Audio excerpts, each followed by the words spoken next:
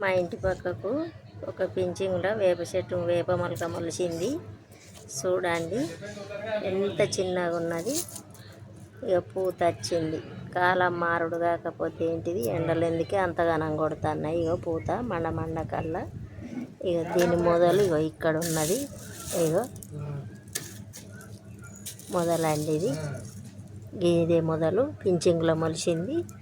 ఇగో ఈ నుంచి ఇగో ఇంత మట్టుకు గింతే ఉన్నది చెట్టు. ఇగో ఇంతే ఉన్నది. ప్రతి ఆకల్లా పూత వచ్చిందండి. చూడండి ఎంత చిన్నగా ఉన్నదో. ఇగో ఎంత చిన్నగానంటే అంత చిన్నగా. ఇగో దీని పక్క పొంటి ఇంకొకటి మొలిచింది. ఇదొకటి. ఇక దీనికి కూడా చిన్న చిన్నవి పూతలు వెళ్తున్నాయి. ఈ చెత్తల మొలిచిందండి. చిన్నవి 2 మొలకలు, రెండింటికి పూతలు వచ్చినాయండి.